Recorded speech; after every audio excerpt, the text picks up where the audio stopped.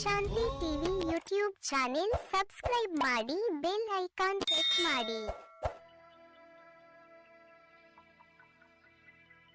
ಓಂ ಶಾಂತಿ. ನಾವೆಲ್ಲ ಆತ್ಮರು ಭ್ರೂ ಮಧ್ಯದಲ್ಲಿ ಸ್ಮೃತಿ ಸ್ವರೂಪರಾಗುತ್ತಾ ನಾವೆಲ್ಲ ಆತ್ಮರ ತಂದೆ ಪರಂಪಿತ ಶಿವ ತಂದೆಯನ್ನು ಪರಮಧಾಮದಲ್ಲಿ ಸ್ಮೃತಿ ಮಾಡಿಕೊಂಡು ಪ್ರಜಾಪಿತ ಬ್ರಹ್ಮ ತಂದೆ ಜಗದಂಬಾ ಸರಸ್ವತಿ ಮಮ್ಮ ತಾಯಿಯವರನ್ನು ಸೂಕ್ಷ್ಮವತನದಲ್ಲಿ ಸ್ಮರಿಸಿಕೊಂಡು ಯಜ್ಞದ ಎಲ್ಲ ಆದಿರತ್ನರನ್ನು ನಿಮಿತ್ತ ಎಲ್ಲ ಶಿಕ್ಷಕಿ ಅಕ್ಕಂದಿರನ್ನು ಸೂಕ್ಷ್ಮವಾಗಿ ಸ್ಮರಿಸುತ್ತಾ ಪ್ರತಿದಿನದಂತೆ ಈ ದಿನವೂ ಸಹ ಈ ಒಂದು ಮುರಳಿ ಚಿಂತನೆಯಲ್ಲಿ ಭಾಗವಹಿಸಿರುವ ನನ್ನೆಲ್ಲ ಸಹೋದರ ಆತ್ಮರಿಗೆ ಆತ್ಮೀಯವಾದ ಸ್ವಾಗತ ಸುಸ್ವಾಗತ. ಈ ದಿನ ಶಿವತಂದೆ ಮುರಳಿಯಲ್ಲಿ ಅನೇಕ ಮಹಾವಾಕ್ಯಗಳನ್ನು ಕೊಟ್ಟಿದ್ದಾರೆ.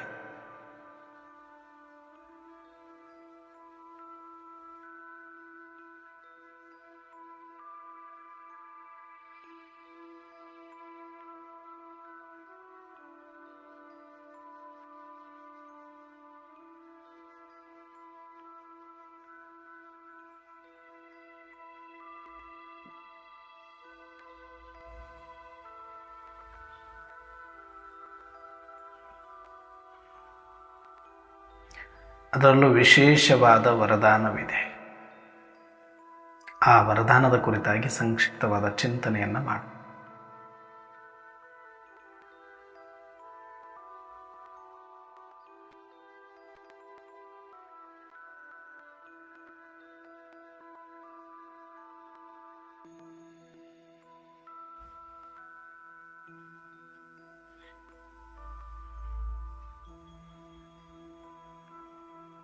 ಈ ದಿನದ ವರದಾನವಿದೆ.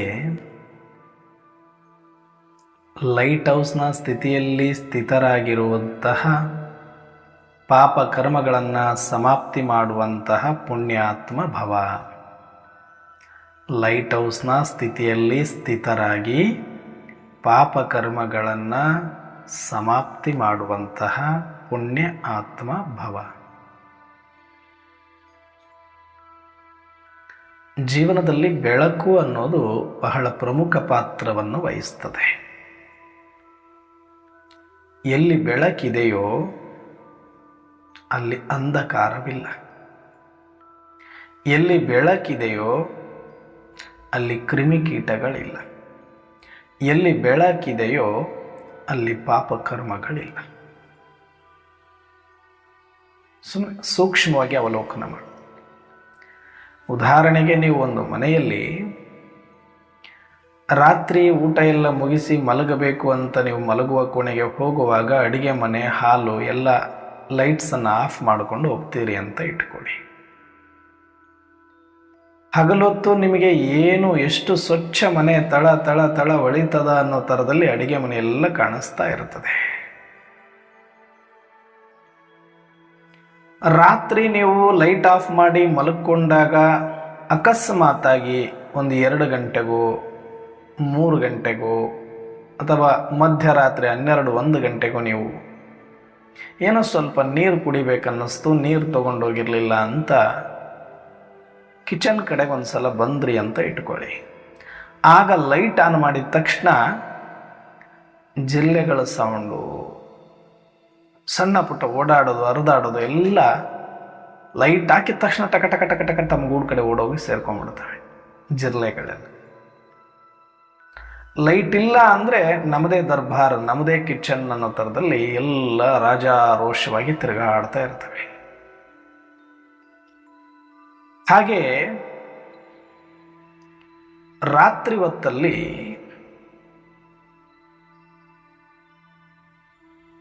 ಸರಿಯಾದ ಬೆಳಕಿಲ್ಲದೆ ಇದ್ದಾಗಲೇ ಅನೇಕ ರೀತಿಯ ವಿಕಾರಗಳು ನಡೆಯುತ್ತೆ. ಆದರೆ ಇಲ್ಲಿ ಪರಮಾತ್ಮ ಹೇಳ್ತಾರೆ, ಎಲ್ಲಿ ಲೈಟ್ ಇದೆಯೋ ಅಲ್ಲಿ ಅಂಧಕಾರ ಇಲ್ಲ, ಎಲ್ಲಿ ಅಂಧಕಾರ ಇಲ್ವೋ ಅಲ್ಲಿ ಯಾವುದೇ ಕ್ರಿಮಿಕೀಟಗಳು ಇರೋದಿಲ್ಲ, ಪಾಪ ಕಾರ್ಯಗಳು ನಡೆಯೋದಿಲ್ಲ. ಸುಮ್ಮನೆ ಒಂದು ಸೂಕ್ಷ್ಮವಾದ ಚಿಂತನೆ ಅಷ್ಟೆ. ಇನ್ನೂ ಸ್ವಲ್ಪ ನಿಮಗೆ ಸೂಕ್ಷ್ಮವಾಗಿ ಅಥವಾ ಇನ್ನೂ ಸ್ವಲ್ಪ ಬೇರೆ ಉದಾಹರಣೆ ಮುಖಾಂತರ ಹೇಳಬೇಕು ಅಂದರೆ, ನಿಮಗೆ ಎಲ್ಲಿ ಸ್ಪಷ್ಟತೆ ಇದೆಯೋ ಅಲ್ಲಿ ನಿಮಗೆ ಯಾವುದೇ ರೀತಿಯ ತಪ್ಪು ಮಾಡಲಿಕ್ಕೆ ಅವಶ್ಯಕತೆ ಇರೋದಿಲ್ಲ, ಅವಕಾಶ ಇರೋದಿಲ್ಲ. ಎಲ್ಲಿ ಸ್ಪಷ್ಟತೆ ಇಲ್ವೋ ಅಲ್ಲಿ ನಿಮಗೆ ಭಯ ಇರುತ್ತೆ. ಕತ್ತಲನ್ನು ನೋಡಿ ಹೆದರುತ್ತಾರೆ ಹೊರತಾಗಿ ಬೆಳಕನ್ನು ಯಾರೂ ಹೆದರುವುದಿಲ್ಲ. ಬೆಳಕು ಎಲ್ಲರಿಗೂ ನಿರ್ಭಯರನ್ನಾಗಿ ಮಾಡುತ್ತದೆ, ಧೈರ್ಯವನ್ನು ಕೊಡ್ತದೆ. ಅದೇ ಹಗಲುವತ್ತು ನಾವು ಎಷ್ಟು ಸರಾಗವಾಗಿ ಓಡಾಡಿಕೊಂಡು ತೋಟ ಮನೆ ಇನ್ನೊಂದು ಮತ್ತೊಂದು ಅಂತ ಇದ್ದವರು ರಾತ್ರಿ ಹೊತ್ತಲ್ಲಿ ಓಡಾಡಬೇಕು, ಅದು ನಮ್ಮ ಮನೆನೇ, ಅದು ನಮ್ಮ ಹೊಲನೇ, ಅದು ನಮ್ಮದೇ, ದಾರಿ ಗೊತ್ತಿದೆ, ಆದರೂ ಯಾಕೆ ಓಡಾಡೋದಿಲ್ಲ ನಾವು? ಹಗಲೊತ್ತು ಬಿಡು, ಕಾಡುಗಳ ಪಕ್ಕದಲ್ಲಿ ಜನರು ವಾಸ ಮಾಡ್ತಾ ಇದ್ರು ಕೂಡ ಕಾಡು ಮೃಗಗಳು ಓಡಾಡೋದು ನೋಡೋದಿಲ್ಲ ನಾವು ಜಾಸ್ತಿ. ರಾತ್ರಿ ಹೊತ್ತಲ್ಲಿ ಅವು ಸಂಚಾರ ಜಾಸ್ತಿ.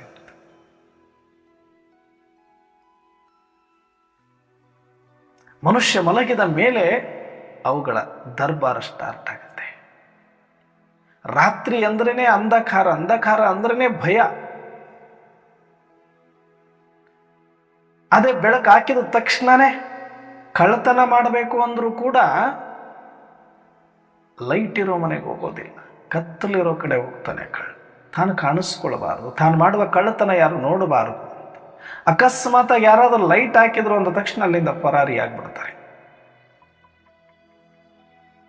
ಅಂದ್ರೆ ಬೆಳಕಿಗೆ ಅಷ್ಟು ಮಹತ್ವ ಇದೆ. ಎಷ್ಟೋ ಸಲ ಕತ್ತಲಲ್ಲಿ ನಾವು ಎಡುತ್ತೀವಿ, ಬೀಳುತ್ತೀವಿ. ಕತ್ತಲಿದ್ರೆ ಒಂದಡಿ ಹೆಜ್ಜೆನೂ ಕೂಡ ಇಡೋಕ್ಕಾಗೋದಿಲ್ಲ. ಕಣ್ಣಿದೆ, ದಿನ ಓಡಾಡುವ ದಾರಿನೇ ಇದ್ರೂ ಕೂಡ ದಾರಿಗಾದರೂ ಕೂಡ ಒಂದು ಬ್ಯಾಟ್ರಿ ಅನ್ನೋದು, ಒಂದು ದೀಪ ಅನ್ನೋದು ಬೇಕಾಗುತ್ತೆ. ಒಂದು ಹೆಜ್ಜೆ ಆದರೂ ಮುಂದೆ ಇಡಲಿಕ್ಕೆ ಒಂದಷ್ಟು ಬೆಳಕು ಅನ್ನೋದು ಬೇಕಾಗತ್ತೆ. ಒಂದು ಹೆಜ್ಜೆ ಕೂಡ ಮುಂದೆ ಇಡೋದು ಕಷ್ಟ ಆಗುತ್ತೆ ಕಡುಗತ್ತಲಲ್ಲಿ. ಹಾಗಾಗಿ ಬೆಳಕು ಅಂದ್ರೇ ಧೈರ್ಯ, ಬೆಳಕು ಅಂದ್ರೇ ಸತ್ಕಾರ್ಯ, ಬೆಳಕು ಅಂದ್ರೇ ನಿರ್ಭಯ, ಬೆಳಕು ಅಂದ್ರೇ ನಿಶ್ಚಿಂತ, ಬೆಳಕು ಅಂದ್ರೇ ಪಾಪಗಳ ಮುಕ್ತ. ಹಾಗಾಗಿ ಇತ್ತೀಚಿನ ದಿನಗಳಲ್ಲಿ ರಾತ್ರಿ ಹೊತ್ತು ಕೂಡ ಎಲ್ಲ ಕಡೆ ಬೆಳಕನ್ನು ಹಾಕ್ತಾರೆ. ಕಾರಣ ಏನು? ಸಾಮಾನ್ಯವಾಗಿ ಹಳ್ಳಿಗಳಲ್ಲಿ ದನದ ಕೊಟ್ಟಿಗೆ ಅಲ್ಲಿ ಇಲ್ಲಿ ಎಲ್ಲೂ ಕೂಡ ಕರೆಂಟ್ ಇರ್ತಾ ಇರಲಿಲ್ಲ. ಆದರೆ ಇತ್ತೀಚೆಗೆ ಕಳ್ಳತನ ಜಾಸ್ತಿ ಆಗ್ತಾ ಇರುವಾಗ ರಾತ್ರಿ ಹೊತ್ತು ಕೂಡ ಮನೆ ಸುತ್ತಲೂ ಲೈಟ್ ಹಾಕುವಂಥ ಅನಿವಾರ್ಯತೆ ಬಂದಿದೆ. ಹಾಗಾಗಿ ಎಲ್ಲರೂ ಕೂಡ ರಾತ್ರಿ ಹೊತ್ತು ಕೂಡ ದೀಪ ಬೆಳಗಬೇಕು ಅಂತಲೇ ನೋಡ್ತಾರೆ. ಯಾಕಂದರೆ ಬೆಳಕಿರೋ ಕಡೆ ಕಳ್ಳಕಾಕರ ಭಯ ಇರೋದಿಲ್ಲ, ಅವ್ರ ಈ ಕಡೆ ಮುಖನೂ ಮಾಡೋದಿಲ್ಲ. ಹಾಗೆ ನಾವು ಕೂಡ ಲೈಟ್ ಹೌಸ್ ಸ್ಥಿತಿಯಲ್ಲಿದ್ದಾಗ ಪಾಪಕರ್ಮಗಳಿಂದ ಮುಕ್ತರಾಗಿ ಪುಣ್ಯಾತ್ಮರಾಗ್ತೇವೆ ಅಂತ ವರದಾನ ಕೊಟ್ಟಿದ್ದಾರೆ. ಅಂದರೆ ಏನು?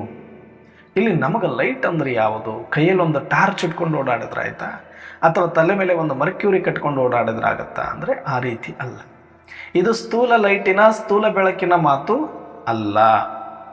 ನಮ್ದು ಎನ್ಲೈಟ್ಮೆಂಟ್, ಸೋಲ್ ಎನ್ಲೈಟ್ಮೆಂಟ್ ಅಂದರೆ ನಮ್ಮ ಒಳಗಡೆ ಆತ್ಮ ಜಾಗೃತಿಯ ಬೆಳಕು, ಆತ್ಮೀಯ ಬೆಳಕು, ಸ್ಮೃತಿಯ ಬೆಳಕು. ಆತ್ಮದ ಸ್ಮೃತಿ ಅನ್ನೋದೇ ಲೈಟ್, ಆತ್ಮದ ವಿಸ್ಮೃತಿ ಅನ್ನೋದೇ light off, switch off. Switch on ಅಂದ್ರೇ ಆತ್ಮಿಕ ಸ್ಮೃತಿ, ಸ್ವಿಚ್ ಆಫ್ ಅಂದ್ರೇ ಬಾಡಿ ಕಾನ್ಸಿಯಸ್.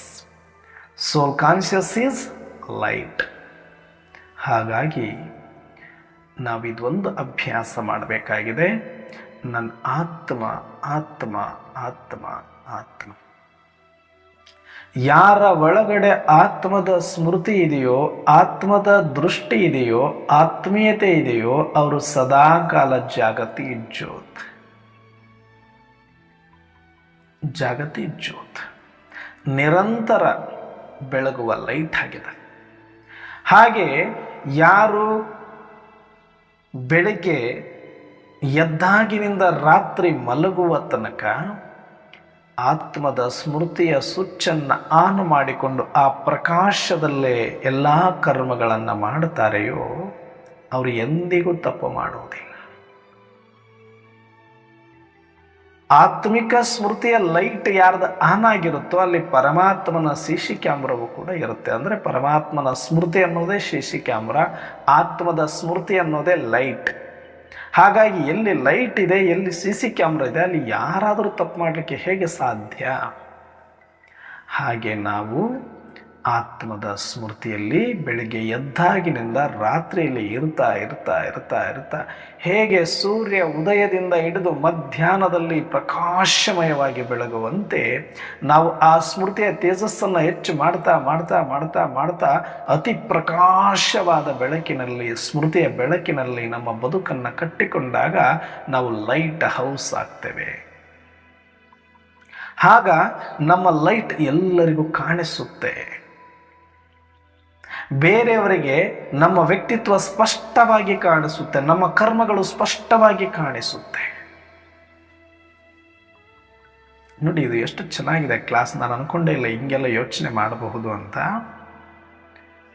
ಸಾಮಾನ್ಯವಾಗಿ ಅಂತಿರ್ತೀವಿ ನಾವು, ಏನ್ರಿ ಅವ್ರು ಅಷ್ಟೆಲ್ಲ ತಪ್ಪು ಮಾಡ್ತಾರೆ, ಪಾಪ ಮಾಡ್ತಾರೆ, ಕುಡ್ತಾರೆ, ಕೆಡುತ್ತಾರೆ, ಕುಡುಕರು, ಕೆಡುಕರು, ಇನ್ನೊಂದು ಮತ್ತೊಂದು ಮೋಸ ವಂಚನೆ ಮಾಡೋರು, ಭ್ರಷ್ಟರು, ಅವ್ರು ಎಷ್ಟೆಲ್ಲ ಮಾಡ್ತಾರೆ, ಬಯಲಿಗೆ ಬರೋದಿಲ್ರಿ. ಒಳ್ಳೆಯವರು ಏನೋ ಒಂದೇ ಒಂದು ತಪ್ಪು ಮಾಡ್ತಾರೆ ಅಂತಂದರೆ ಅಷ್ಟು ಬೇಗ ಬೀದಿಗೆ ಬಂದುಬಿಡ್ತಾರೆ, ಬಯಲಿಗೆ ಬಂದು ಬಿಡುತ್ತಾರಲ್ಲ ಅವರು, ಅವ್ರನ್ನೇ ಸಮಾಜ ಬಹಳ ಕೆಟ್ಟದಾಗಿ ನೋಡುತ್ತಲ್ಲ ಅಂತ ಎಷ್ಟೋ ಸಲ ಅನಿಸಿರುತ್ತೆ ಜನಗಳಿಗೆ. ಇವತ್ತು ನಾವು ವಿಚಾರ ಮಾಡ್ತಾ ಇದ್ದಾಗ ಯಾಕೆ ಅಂತ ಈ ಪಾಯಿಂಟಲ್ಲಿ ನನಗೆ ಉತ್ತರ ಸಿಗ್ತಾ ಇದೆ ನೋಡಿ. ಯಾಕೆ ಅಂದರೆ ಅವ್ರದ್ದೆಲ್ಲ ಸ್ವಿಚ್ ಆಫ್ ಆಗಿದೆ, ಕತ್ಲಲ್ಲಿದ್ದಾರೆ. ಅವ್ರ ಮನೆ ಕತ್ಲಾಗಿದೆ. ಅವ್ರ ಮನೆಯಲ್ಲಿ ಕತ್ತಲಿರೋದ್ರಿಂದ ಅವರಲ್ಲಿರುವ ವಿಕಾರಗಳು, ಅವರು ಎಷ್ಟೇ ಕಳ್ಳತನ ಮಾಡಿದ್ರು, ಎಷ್ಟೇ ಪಾಪಕರ್ಮಗಳು ಮಾಡಿದ್ರು ಹೊರಗಡೆ ಗೊತ್ತಾಗೋದು ಹೇಗೆ? ಗೊತ್ತಾಗೋದೇ ಇಲ್ಲ. ಬೇರೆಯವ್ರಿಗೆ ಅದು ಗುರುತಿಸಕ್ಕಾಗದೇ ಇಲ್ಲ. ಅದು ಕತ್ಲೈತ್ ಬಿಡು ಆ ಮನೆ ಅನ್ಕೊಂಡ್ಬಿಡ್ತಾರೆ. ಆದ್ರೆ ಅಲ್ಲಿ ಎಷ್ಟು ನಡೀತದೆ ಅವ್ರಿಗೆ ಗೊತ್ತು. ಬೇಕಾದಷ್ಟು ಮಾಡಲ್ವಾ ಅನಿಸುತ್ತೆ, ಅಯ್ಯೋ ಇಲ್ಲೇನೋ ನಡೀತಾ ಇದೆ, ಇಲ್ಲೇನೋ ನಡೀತದೆ, ಇವರು ಸರಿ ಇಲ್ಲ, ಇವರೇನೋ ಮೋಸ ಮಾಡ್ತಿದ್ದಾರೆ. ಕಣ್ಣಿಗೆ ಕಾಣಿಸ್ತಾ ಇರ್ತ ಜನಗಳಿಗೆ, ಹೇಳಕ್ಕೆ ಧ್ವನಿ ಬರೋದಿಲ್ಲ. ಯಾಕಂದ್ರೆ ಬೆಳಕಿಲ್ಲಲ್ಲ, ಸ್ಪಷ್ಟತೆ ಇರೋದಿಲ್ವಲ್ಲ.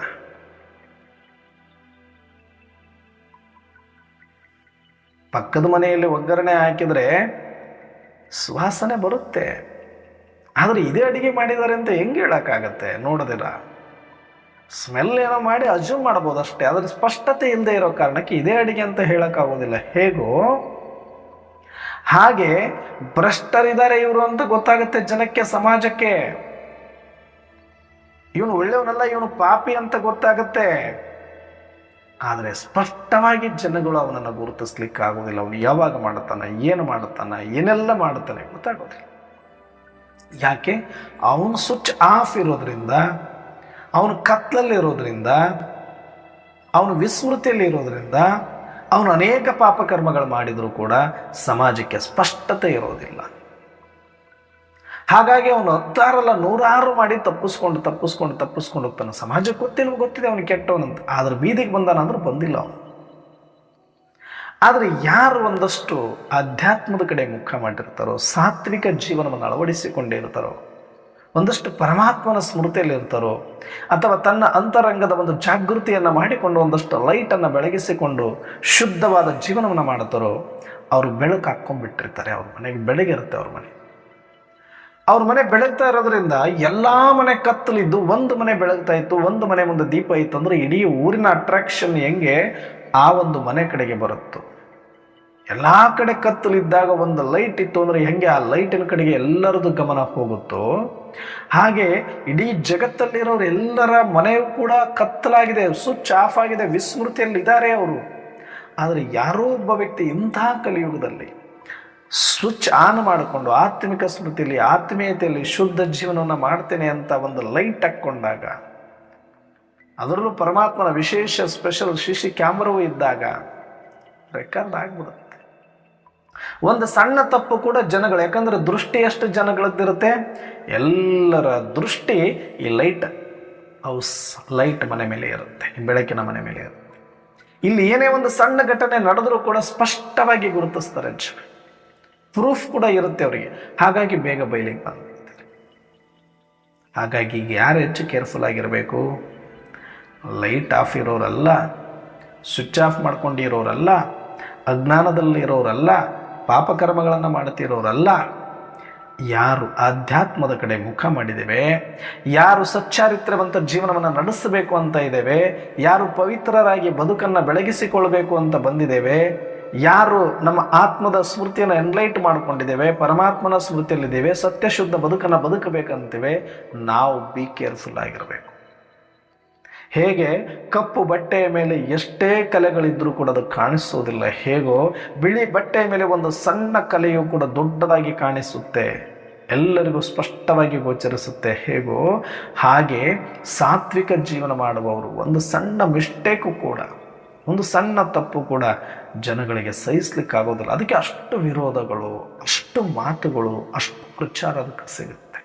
ಅಯ್ಯೋ, ಯಾರ್ಯಾರೋ ಜಗತ್ತಲ್ಲಿ ಎಷ್ಟೆಷ್ಟೋ ಮಾಡ್ತಾರೆ, ಅವ್ರನ್ನೆಲ್ಲರನ್ನ ಬಿಟ್ಟು ನನ್ನ ಬಗ್ಗೆ ಇಷ್ಟ್ಯಾಕೆ ತಲೆ ಕೆಡಿಸ್ಕೊಂಡಾರ ಅಂತ ಸಾತ್ವಿಕ ಜೀವನ ಮಾಡೋರಿಗೆ ಅನಿಸುತ್ತೆ.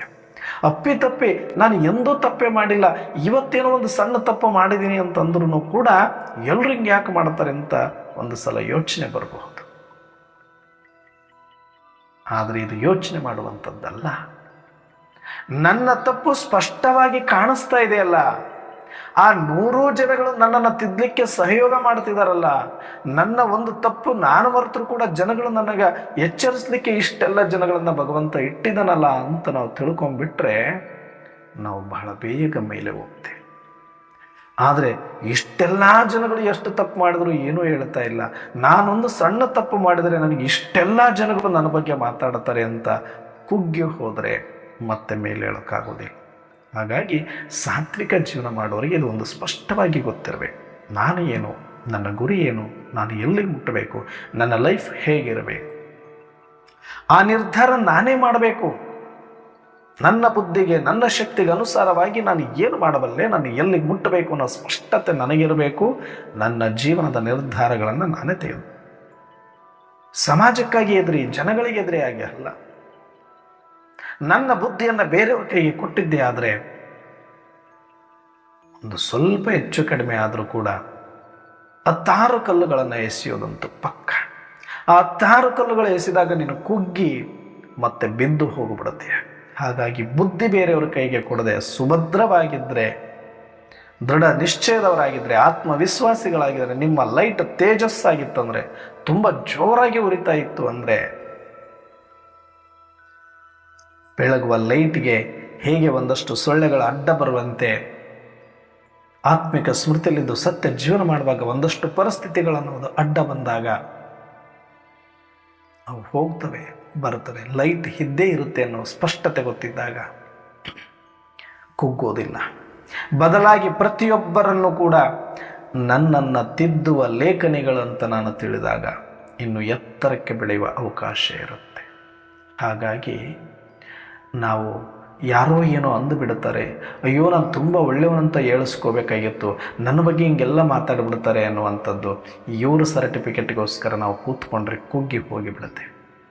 ನನಗೆ ಬೇಕಾಗಿರೋದು ಸಮಾಜದ ಸರ್ಟಿಫಿಕೇಟ್ ಅಲ್ಲ, ನನಗೆ ಬೇಕಾಗಿರೋದು ಜನಗಳ ಸರ್ಟಿಫಿಕೇಟ್ ಅಲ್ಲ, ನನಗೆ ಬೇಕಾಗಿರೋದು ಮೊಟ್ಟ ಮೊದಲು ಅಂತರಾತ್ಮದ ಸರ್ಟಿಫಿಕೇಟ್, ಪರಮಾತ್ಮನ ಸರ್ಟಿಫಿಕೇಟ್. ಇವೆರಡು ಫಸ್ಟ್ ಕ್ಲಾಸ್ ಆಗಿತ್ತು ಅಂತ ಇಟ್ಕೊಳ್ಳಿ. ಇವರೆಲ್ಲ ಯಾಕೆ ಅಂದರೆ ಒಳಗಡೆ ಇರುವ ಅಂತರಾತ್ಮ ಹೇಳುತ್ತೆ ಎಲ್ಲಾದರೂ ಒಂದಷ್ಟು ಮಿಸ್ಟೇಕ್ ಆದರೆ ಅದು ಕೂಡ ಒಂದೊಂದು ಸಲ ಮೋಸ ಹೋಗ್ತೀವಿ. ಎಲ್ಲಿ ಅಂದರೆ ತುಂಬ ಬೆಳಕಿದ್ದಾಗ ಸಣ್ಣ ಪುಟ್ಟ ಮಿಸ್ಟೇಕ್ಸ್ಗಳು ಗೊತ್ತಾಗೋದಿಲ್ಲ. ತುಂಬ ಬೆಳಕು ಎಷ್ಟಿರಬೇಕು, ಒಂದು ವಸ್ತು ಕಾಣಿಸುವಷ್ಟು ಬೆಳಕಿರಬೇಕು. ಆ ವಸ್ತು ಕಾಣಿಸ್ದೇ ಇರೋಷ್ಟು ಬೆಳಕೆ ಆದಾಗ ಏನಾಗುತ್ತೆ, ಮತ್ತು ತಪ್ಪುಗಳಾಗುತ್ತೆ. ಹಾಗೆ ಮನುಷ್ಯ ಆರಂಭದಲ್ಲಿ ಲೈಟ್ ಆನ್ ಮಾಡಿಕೊಂಡಾಗ ಆರಂಭದಲ್ಲಿ ಭಯದಿಂದ ಇರ್ತಾನೆ, ಅಲ್ಲಿ ಹೆಜ್ಜೆಗಳನ್ನು ಸ್ಪಷ್ಟವಾಗಿ ಕಾಣಿಸಿ ನೀಟಾಗಿ ಇಟ್ಕೊತ ಬರ್ತಾನೆ, ಅಲ್ಲಿ ತಪ್ಪುಗಳಾಗೋದಿಲ್ಲ, ಆರಂಭದಲ್ಲಿ ತಪ್ಪುಗಳಾಗೋದಿಲ್ಲ. ಅತೀ ಬೆಳಕಾದಾಗೂ ಕೂಡ ಕೆಲವು ಸಲ ಸ್ಪಷ್ಟತೆ ಸಿಗೋದಿಲ್ಲ.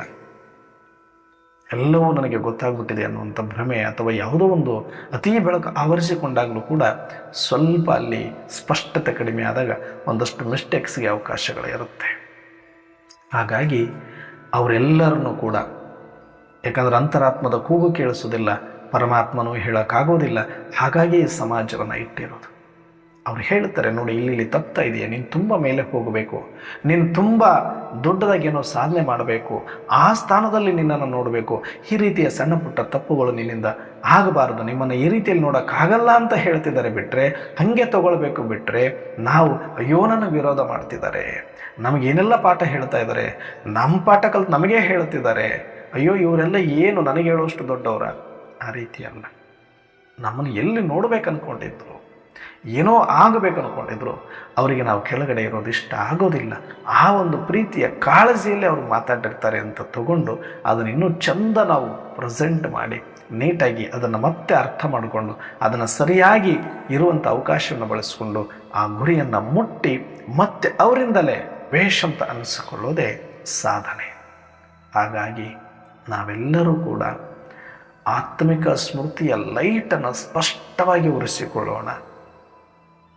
ಆಗ ನಮ್ಮಿಂದ ಯಾವುದೇ ತಪ್ಪುಗಳಾಗೋದಿಲ್ಲ. ಹಂಗೂ ಅಕಸ್ಮಾತ್ ಆದರೆ ಅದನ್ನು ನೋಟಿಸ್ ಮಾಡಲಿಕ್ಕೆ ಸಾಕಷ್ಟು ಜನಗಳಿರ್ತಾರೆ. ಅವರು ಹೇಳಿದ್ದನ್ನು ತಗೊಂಡು ತಿದ್ದಿಕೊಂಡು ಮುಂದೆ ನಡೆದಾಗ ನಾವು ಪಾಪ ಮುಕ್ತರಾಗಿ ಪುಣ್ಯಾತ್ಮರಾಗ್ತೇವೆ. ಅಂತ ಪುಣ್ಯಾತ್ಮರಾಗೋಣ ಅಂತ ಹೇಳ್ತಾ ಇವತ್ತಿನ ಚಿಂತನೆಯನ್ನು ಮುಕ್ತಾಯ. ಓಂ ಶಾಂತಿ.